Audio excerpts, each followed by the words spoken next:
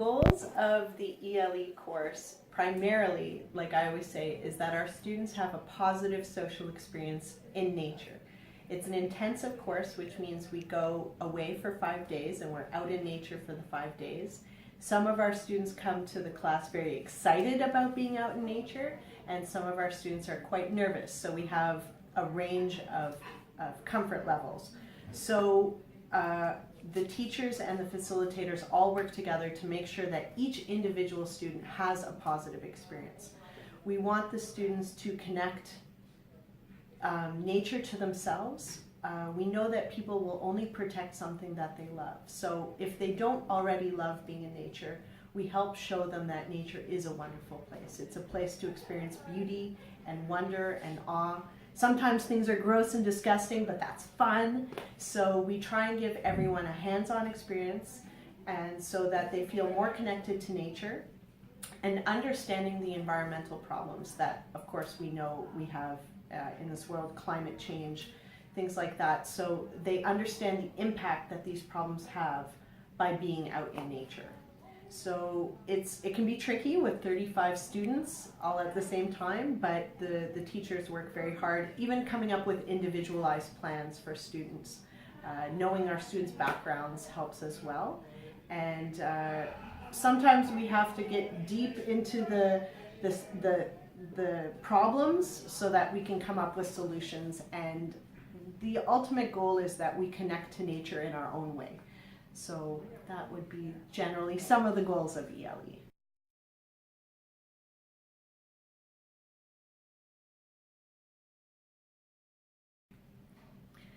So ELE, we use many non-traditional teaching methods. The traditional teaching method at the college level is the teacher stands at the front in a classroom with lots of desks, and the students sit and listen and take notes.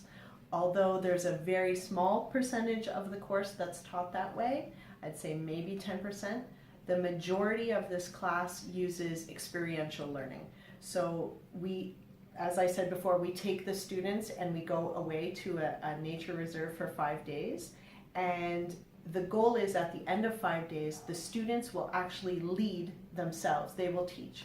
We know that studies say that when you read something, or when you listen to something, you remember 10%. If you read something, you remember 20%.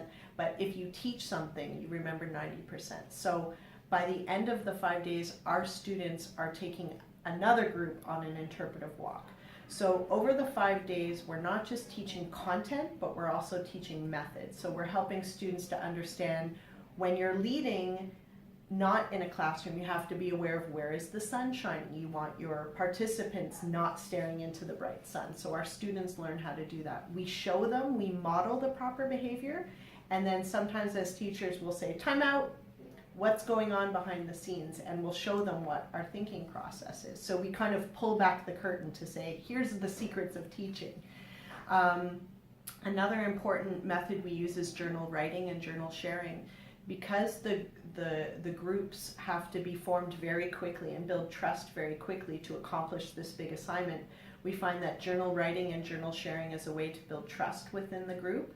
And it also gives our students who might not be as comfortable expressing themselves verbally to write and or draw their experiences, and creating a positive social experience with the sharing as well. And then we give the students feedback individually, a lot of encouragement. And we also, I think another non-traditional thing we do is that we allow students to experiment. If for example, we have a student who enjoys writing music and they say, I would like to write a song. Can I write a song for my presentation? We say yes. If we have an artist who wants to create a poster, we say yes. So we really, we use differentiation in the sense that our students can show what they've learned using different methods as well. And we find we get a lot of student satisfaction in that way.